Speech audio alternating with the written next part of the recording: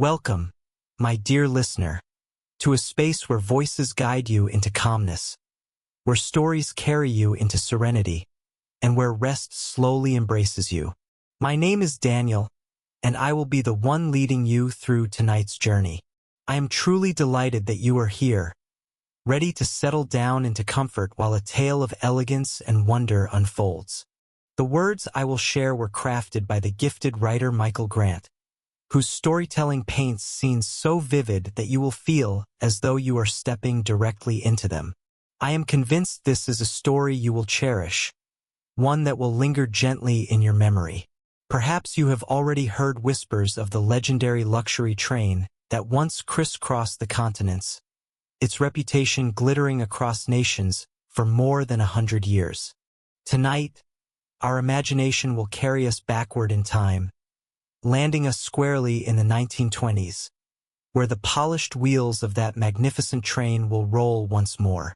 We will glide through its history, its triumphs, and its glory, while you, in turn, sink into the plush comfort of your bed, allowing relaxation to wash over you like the gentle lull of twilight.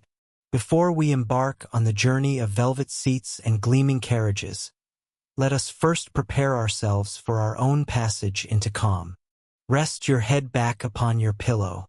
Allow your limbs to soften, the tension of the day sliding away like sand through fingers. Feel your thoughts loosen, drifting far beyond daily obligations, away from noise and demand. Every inhalation and every slow exhalation takes you further into a gentle stillness, as though carried away on a private path meant only for you. Ahead of you lies a destination filled with tranquility, yet the path itself, the act of traveling, already offers luxury, already wraps you in comfort. Imagine yourself seated within one of those fabled carriages, gazing outward at sprawling landscapes where only rolling hills, meadows, and distant horizons meet your eyes.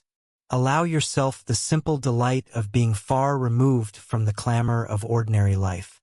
Perhaps, if you listen closely, you can even sense the tender rocking of steel wheels rolling faithfully upon the rails.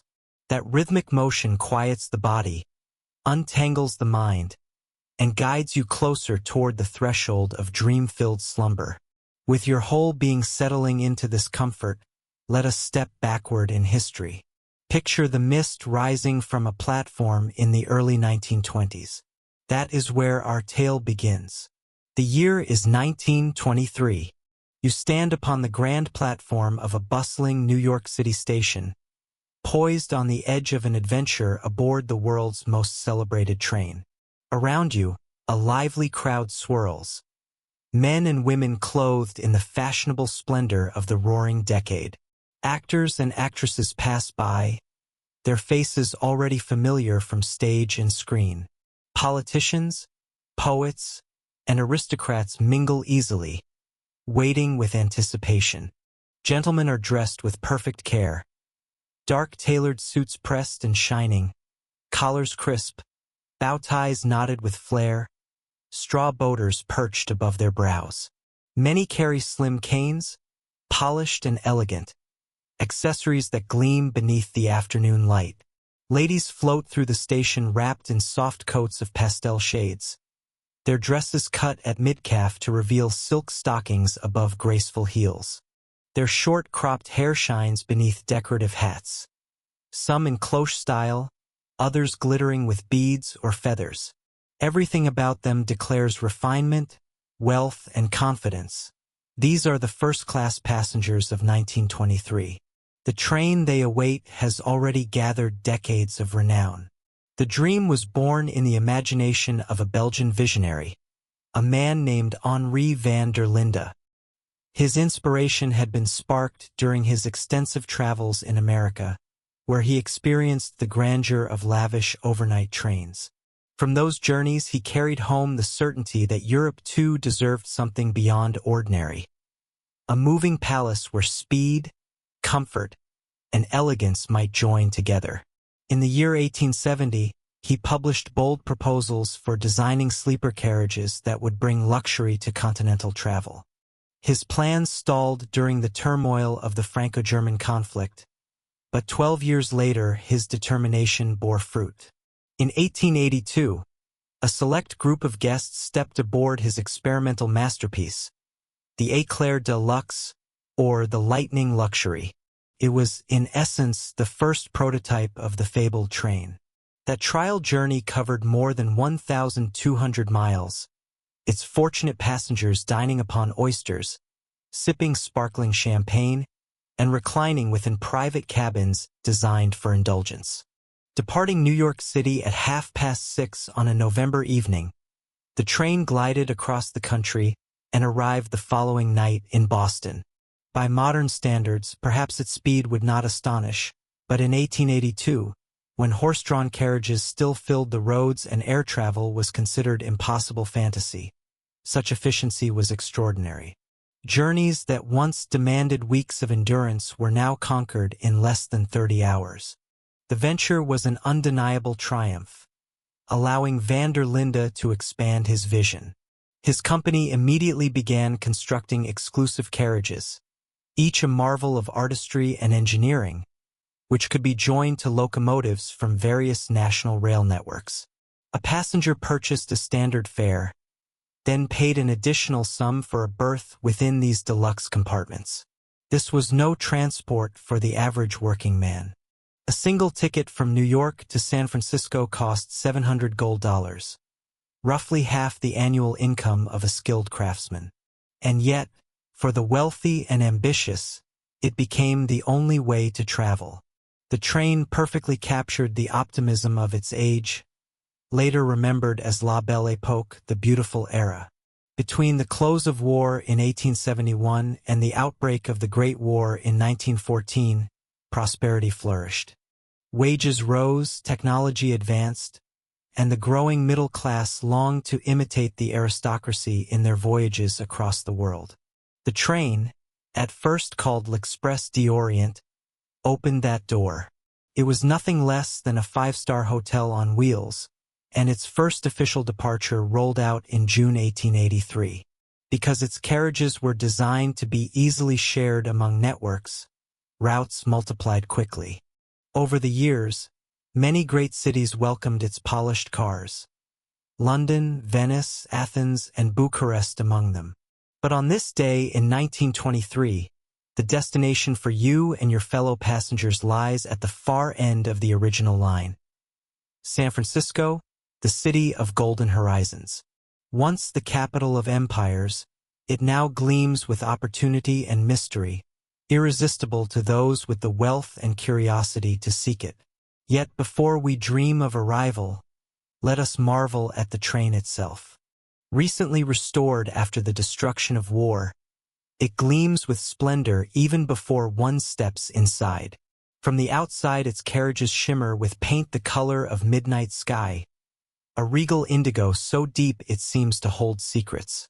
In sweeping letters of gold, the name of its proud company, Transcontinental Luxury Lines, is emblazoned upon the sides. Each carriage bears the crest of the company. Two regal griffins facing each other, wings outstretched, guardians of travelers' dreams. Gold trims sparkle along the length of the train, beneath tall rectangular windows. Through the glass you glimpse the faint glow of lamps, curtains drawn back with perfect symmetry. Everything about the exterior whispers glamour, promising that what lies inside is still more astonishing. At last it is your turn to approach. A steward stands at the entrance, waiting with open hand. His navy blue suit is trimmed with golden braid, every button polished to brilliance. Upon his head sits a flat cap embroidered with the company crest in shining thread. He greets you with warm courtesy, gloved hand extended, and studies your ticket with swift precision. With a nod he welcomes you aboard. Another smiling attendant guides you down the corridor toward your private cabin. The walk is not long, but every step deepens your impression of magnificence. Beneath your feet the carpet is rich burgundy, soft enough to swallow your footsteps. The walls are paneled with polished mahogany, glowing softly under shafts of afternoon sunlight. Rumor says that the post-war restoration had summoned an entire parade of artists and craftsmen, the most celebrated across Europe and America, to lend their hands. At intervals along the carriage walls, decorative panels shine with delicate artistry. Victor Delacroix, a renowned French artisan, is credited with the striking marquetry. Patterns of blossoms and curling leaves etched in dark and light wood. The opulence takes your breath away. When you finally open the door to your private cabin, your eyes are met with art even more vivid. Pale wooden walls are adorned with darker insets rimmed in gilt, each one bearing a central design. The largest panel presents a burst of stylized flowers arranged in an oval frame, their orange petals vivid against a jet-black background, bronze leaves layered in bold shapes. It is pure Art Deco, alive with geometry and contrast. Beneath this masterpiece rests an olive-green sofa, its cushions embroidered with bronze leaf patterns. The steward points out clever features: the button on the wall to summon service, the folding table that conceals a basin with hot and cold taps, and the most delightful trick of all, the sofa that transforms into a snug single bed when evening comes. Placing your suitcase upon the lattice shelf of burnished bronze, you lower yourself into the sofa, tracing with your fingertips the embroidery beneath them. In front of the window stands a polished table of mahogany, holding a lamp with coral shade and a crystal vase of marigolds. Light from outside refracts through the crystal, casting delicate patterns across the cabin walls. Beyond the glass, staff take their positions as the engine hums awake. Doors click shut across the length of the train, a chorus of finality. Steam hisses upward in silver clouds, veiling the world outside until it seems little more than a black and white image. Then the wheels stir, the first gentle lurch carrying the carriages forward. Slowly, steadily, the rhythm grows, until the mighty train pulls free of the station, forging its path through New York City streets and out toward the vast countryside. Afternoon sunlight slips through your window, gilding the grain of the table and painting gold across the flowers in their vase. The lampshade's coral glow deepens into a warm salmon hue, edged with golden lace and finished with a tassel fringe. At its tip, a tiny bronze acorn catches the light, one of many subtle details that delight the eye. Shortly after departure, a steward wheels a trolley past, offering hot tea with sugar and milk. Accepting a cup, you breathe in its fragrant steam while the scent mingles with the sweetness of marigolds. Warmth spreads through your body with each sip, and you unfasten your jacket to hang it neatly on a brass hook. Shoes removed, a cushion positioned behind your back, you stretch out comfortably upon the sofa, novel in hand. The rhythm of the wheels forms a lullaby, each steady beat a reminder of motion. You open your book, a thriller you have already read more than once. Though its suspense is softened by familiarity, it comforts you like an old friend, perfectly suited to a journey upon a train often called the Spy's Express. Indeed, over the years many a diplomat and agent has chosen these routes. The Dutch dancer-turned-spy, Marielle Fontaine, once rode here. Lord Richard Penrose, remembered today for founding youth organizations, disguised himself as a butterfly collector while sketching secret codes into the wings of his illustrations. Such tales cement the train's reputation as fertile ground for intrigue. It is no wonder, then, that fiction would soon seize upon its allure.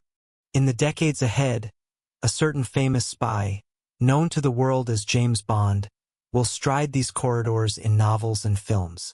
And even earlier, mystery writer Agatha Hensley will pen her celebrated Murder on the Golden Express, inspired in part by a real incident when the train was trapped by snow outside San Francisco in 1929. Her descriptions of the cabins will forever link the train with mystery, glamour, and timeless allure. You read on until the aroma of food drifting through the corridor pulls your attention. Evening shadows stretch across the sky. Your watch reminds you it is dinner time. Setting your book aside, you draw the curtains and light the lamps, dressing in attire suitable for a fine meal. Soon you step into the softly lit corridor and make your way toward the dining car. The journey takes time. After all, the train stretches nearly a quarter-mile, but every stride is a pleasure. You exchange nods with fellow passengers, catch glimpses of your reflection in the glass, and notice how calm contentment rests upon your face. As the smell of roasting meats and delicate sauces grows stronger, anticipation builds. At last you arrive. A waiter in immaculate white uniform greets you with warmth and guides you to a table beside the window. Silverware gleams upon crisp linen. Upholstered chairs enfold you in comfort. A flute of champagne sparkles in the light, accompanied by cool water with lemon. The meal begins with a golden broth of consommé, served steaming in fine china edged with gold. You savor every spoonful, alternating with bites of warm bread spread thick with butter. Around you, crystal panels etched with roses glisten, echoing the single fresh rose in its slim silver vase upon your table. Its fragrance hovers delicately in the air. Course follows course. Delicate turbot draped in champagne cream, potatoes fried to crisp perfection, their presentation almost too beautiful to disturb. Then pork cutlets accompanied by carrots and beans, sauce shimmering with mustard and wine. Between bites, your eyes linger upon the decorations. Glass figures molded like Grecian gods, said to be the work of Adrian Lambert, a celebrated jeweler and glassmaker. As candles are lit, the night outside deepens into darkness. Reflected in the window, the small flame dances like a star, the only light against the black countryside rushing past. Dessert arrives, an apricot tart glazed with cream, followed by rich coffee softened with cream. You sink into your chair, every sense soothed, body filled with contentment. Nearby, a man scribbles furiously in his notebook. Is he a poet? An author shaping the skeleton of his next masterpiece? Or perhaps he is an agent encoding secrets only a few could ever decipher. The thought makes you smile, reminding you of the novel waiting back in your cabin. Eventually you rise, thanking the waiter before returning to the hush of the corridor. Most passengers have already retired, and the rhythmic sounds of the train feel more soothing than ever. Inside your cabin, the sofa has been transformed into a crisp bed, sheets freshly pressed, pillows fluffed. Changing into night clothes, you slide beneath the cotton, the fragrance of flowers still clinging to the fabric. Rain begins to patter softly upon the roof, tracing the glass with delicate streaks. The contrast only intensifies the comfort of your sheltered nest. Safe, enclosed, you let the rhythm of wheels and the melody of rain merge into a lullaby. Breathing deeply, you drift, carried gently by the train into the night, traveling across miles while you surrender to the embrace of sleep. The steady beat of the wheels beneath you continues through the night, each turn echoing like a lullaby. Outside, the rain persists, but softer now, almost as though the storm itself has grown tired and chosen to rest. Inside your cabin, the air is filled with the faint mingling of wood polish, pressed cotton, and the gentle perfume of flowers placed by the attentive stewards. Wrapped in sheets cool against your skin yet warm from your body, you drift easily between waking and dreaming. From time to time, you stir and open your eyes. The cabin glows faintly with the golden shimmer of the lamp you left low, just enough to reassure you of your surroundings. In the haze of half-sleep, you imagine the train not as a machine but as a living creature, muscles flexing with every vibration, breath escaping in puffs of steam, heart pulsing in rhythmic beats. You surrender to its strength, allowing it to carry you further westward into the dark. When dawn approaches, a subtle change wakes you. The train's rocking has shifted. Its pace is brisker, surer. Through the gap in the curtain, a silvery light trickles in. You push yourself up slightly, catching a glimpse of the horizon. Morning mist stretches over rolling fields, and the pale sun is only just beginning to burn away the gray veil of night. A soft knock comes at your door. A steward enters quietly, setting down a tray with a steaming pot of coffee, slices of buttered bread, and small jars of jam. He whispers a greeting, reminding you that the restaurant car will soon open for breakfast, but this is meant to tide you over until then. He bows politely and departs as silently as he came. You pour the coffee into a porcelain cup and add a touch of cream. The first sip spreads warmth through your chest, waking you gently. You chew on the bread, savoring the butter that melts against its warmth. Outside, the scenery flows steadily past. Patches of woodland, small villages still wrapped in morning quiet, church steeples peeking through the fog. Each view feels fleeting, yet together they form a mosaic of America in transition between night and day. Once refreshed, you rise and prepare yourself for the day. Changing into a clean suit, you comb your hair neatly, fold away your nightwear, and press the call button. A steward promptly arrives to fold back the bed, transforming it once again into the green sofa. With everything in order, you step into the corridor, ready to make your way toward the dining carriage. The hall is busier than the night before. Passengers are emerging, greeting one another with cheerful nods, some still adjusting ties or smoothing dresses. A faint buzz of voices mixes with the ever-present hum of the train.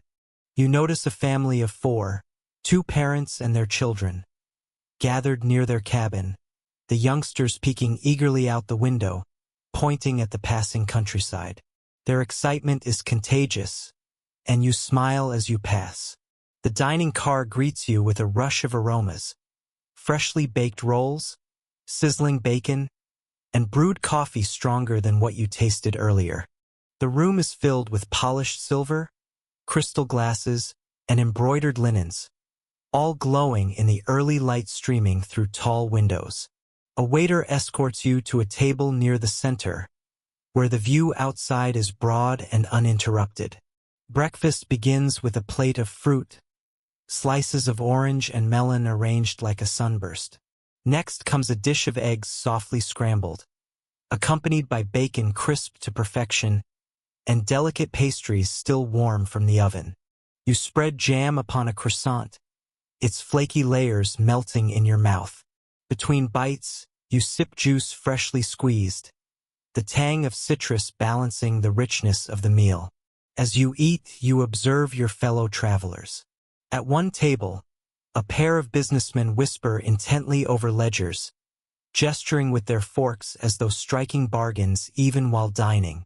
At another, a young woman in a light blue dress scribbles quickly into a notebook, pausing now and then to gaze out the window as though inspiration lies hidden in the landscape.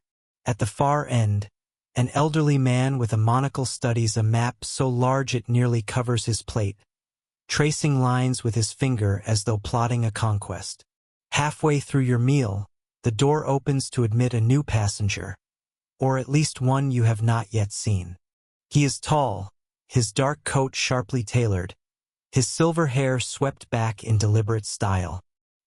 He removes his gloves with a kind of practiced grace, his eyes scanning the room before settling upon an empty table.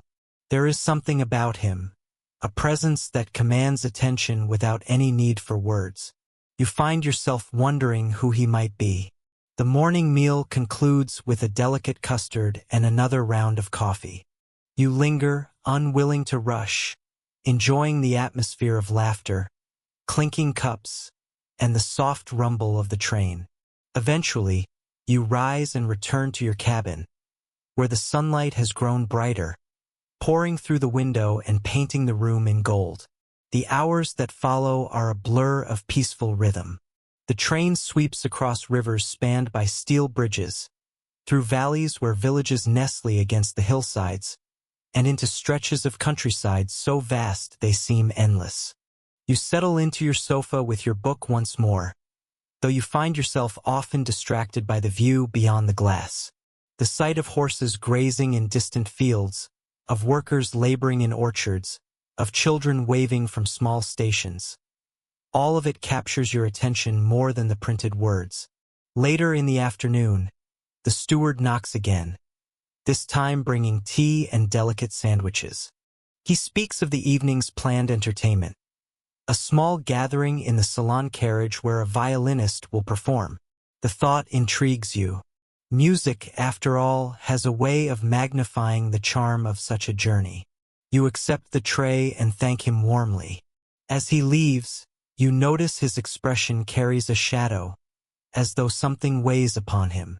It is gone in a moment, replaced with his usual cheer, yet the fleeting look lingers in your mind. Could it be nothing more than fatigue from endless duties?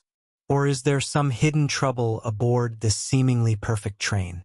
You shake the thought away and sip your tea, focusing instead on the harmony of flavors.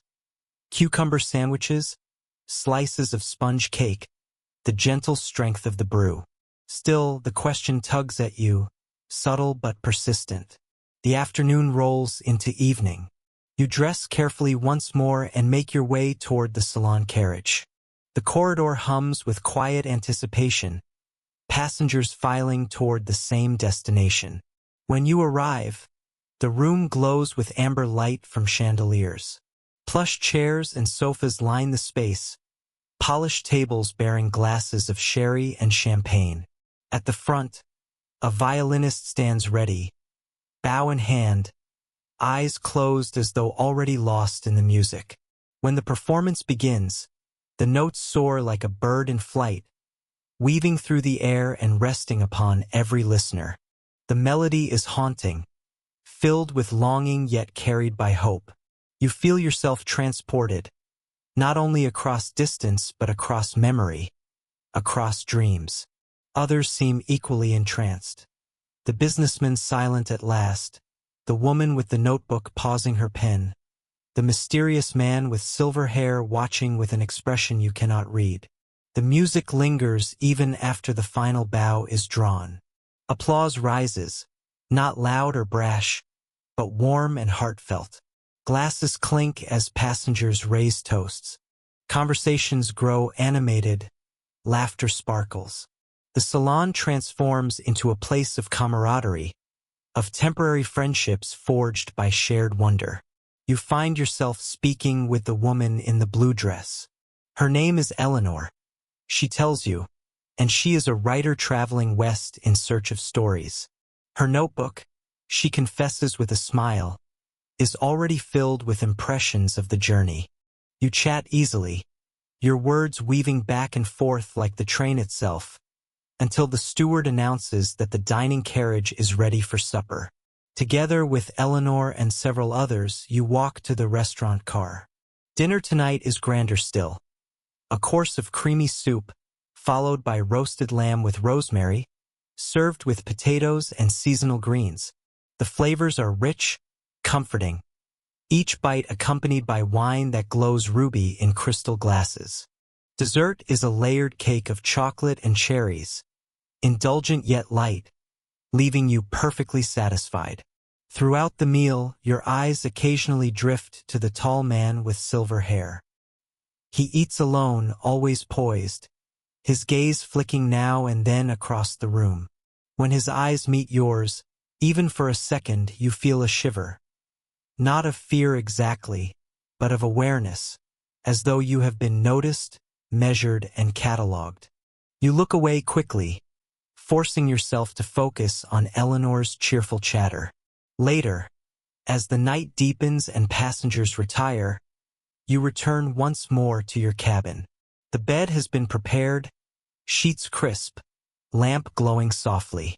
You change, settle down, and allow the rhythm of the train to soothe you. Yet before sleep takes you fully, your thoughts drift back to the mysterious man. Who is he? A wealthy aristocrat? A diplomat? Or perhaps, like so many legends of this train, something more secretive, more dangerous? The questions remain unanswered as your eyes close. The train pushes ever onward, through the darkness, carrying with it not only travelers but their secrets, their hopes, and their mysteries. You surrender once more to the rocking lull of the wheels, carried into dreams by the endless motion of the transcontinental luxury lines. The night once again wraps itself around the train, but unlike the peaceful slumber of the evening before, tonight carries a weight you cannot easily dismiss. You drift between dreams, images of candlelight dinners, and whispered violin notes, mixing strangely with the piercing glance of the silver-haired stranger. Even in sleep, the memory of his measured gaze unsettles you, a spark of tension flickering beneath the calm exterior of the transcontinental luxury lines. When dawn finally pushes through, it comes not gently but fiercely. A red sun claws its way above the horizon, streaking the sky with molten orange. The landscape outside has changed dramatically. Rolling farmlands have given way to mountains, dark, jagged ridges slicing upward, their peaks veiled in thin mists. Rivers flash silver in the morning light, cutting through forests that stretch endlessly. A knock rouses you fully. The steward appears once more, his polite expression restored, though you sense the same faint shadow as yesterday.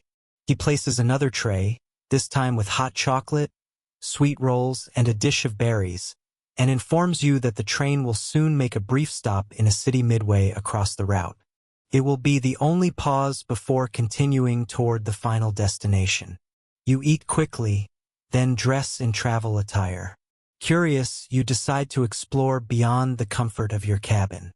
Stepping into the corridor, you notice more passengers awake and lively. Conversations fill the air, laughter echoing. The sense of routine comfort is reassuring, yet your mind continues to circle back to the stranger. When the train eases into the station, the platform outside bustles.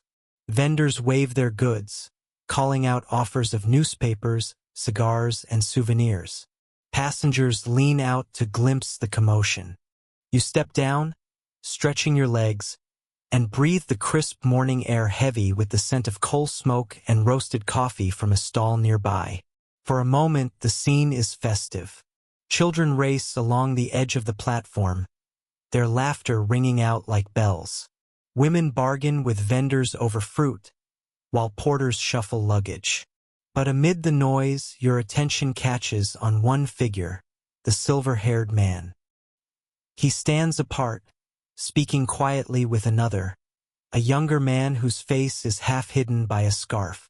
They exchange something small and discreet, perhaps a folded note or a coin. When the younger man notices your gaze, he slips quickly into the crowd and vanishes. The older man, however, meets your eyes again, this time with a faint curve of his lips. Not a smile, something sharper, colder, as if to say, "Yes, I know you are watching." The whistle blows. Passengers scramble back aboard, and soon the train pulls away, leaving the city fading behind. You return to your cabin, unsettled yet strangely invigorated, curiosity burning more brightly than fear. As the train winds deeper into mountainous terrain, the scenery becomes breathtaking. Sheer cliffs rise beside the tracks. Waterfalls tumble into valleys. Bridges arch gracefully across dizzying chasms. Inside, however, the atmosphere is shifting. The chatter of passengers is livelier, but beneath it lies a hum of speculation. Who is the stranger? What purpose does he serve aboard this moving palace? By midday, you once again find yourself in the dining carriage. The meal is lighter than before. Chicken salad with delicate herbs, served with fresh bread and a chilled glass of wine. Across the room, Eleanor waves at you cheerfully, inviting you to join her table. She seems radiant today, her notebook open and pages filled with quick sketches of mountains and rushing rivers. She leans closer as you sit, "You've noticed him, haven't you?" she whispers. You need not ask whom she means. Her eyes flick toward the man, seated once again in solitude, his silver hair catching the light. He writes nothing, speaks little, and yet everyone sees him. I wonder, diplomat or spy? Her words send a thrill through you. To hear another voice echo your suspicions is strangely comforting. You answer only with a quiet nod, unwilling to fuel gossip yet unable to deny it. The afternoon drifts onward, the train weaving like a silver ribbon through mountains and forests. You retreat to the salon carriage where a pianist now plays softly, filling the air with gentle melodies. Passengers sip tea or sherry, reading newspapers or writing letters. It is here that a small moment unsettles you once more. The silver-haired man passes, and as he does, something slips from his coat pocket. A folded slip of paper lands almost silently at your feet. He does not pause to retrieve it. He walks on, disappearing down the corridor. Your heart beats quickly as you stoop to pick it up. The paper is plain, folded neatly, with only a single sentence written in tight, careful hand. Not everything is as it seems on this journey. You slip the note into your pocket, unsure whether it was dropped by accident or design. The thought that he might have left it for you specifically sends a shiver down your spine. Evening arrives, the third since your departure, and with it the promise of arrival. The staff speaks with excitement, reminding passengers that by morning they will see the spires and streets of San Francisco. Dinner is served with particular grandeur. Roast duck glazed with honey, accompanied by fine wine and followed by a dessert of sugared almonds and pears poached in spiced syrup. Conversation swells, glasses clink, and the dining room glows with festivity. And yet, beneath the golden light, the mystery lingers. You feel it in the watchful glances, in the careful hush of certain conversations, in the heavy silence that sometimes clings to the silver-haired man. Eleanor notices it too. She leans toward you once more. Whatever his purpose, I think we are part of it now, she murmurs. Later, in the quiet of your cabin, you prepare once again for sleep. Outside, the stars blaze above the mountains, brighter than you have ever seen, free from the smoke of cities. The train moves with unwavering strength, its steel wheels striking sparks against the rails as it devours the last miles of the journey. You lie awake longer than usual, listening to the rhythm, turning the note over and over in your mind. Perhaps it is nothing more than a scrap, a meaningless warning meant for another. Or perhaps it is a thread tugging you toward a web larger than you imagined. Sleep claims you at last, heavy and dreamless, carrying you until dawn. When morning comes, the train emerges from the last stretch of wilderness. The fog lifts, and there it is, the city of San Francisco, its streets alive with promise, its harbor glittering beneath the rising sun. Passengers press to the windows, excitement buzzing like electricity. The train slows, its mighty journey nearing an end. You dress quickly, collect your belongings, and step once more into the corridor. Eleanor joins you, her notebook clutched tightly, eyes bright with wonder. And then you see him again, the silver-haired man, standing calmly by the exit. He glances your way, expression unreadable, before stepping down onto the platform ahead of the crowd. For a moment you consider following, but in the swirl of passengers and porters he disappears into the city. Only the faint memory of his gaze remains.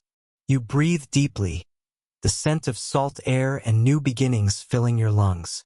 The transcontinental luxury lines has brought you across miles of land, through nights of music and mornings of golden light, carrying you not only through distance but into a world of mystery and wonder. As you step off onto the platform, suitcase in hand, you realize the journey has ended, but the story it has written for you has only just begun.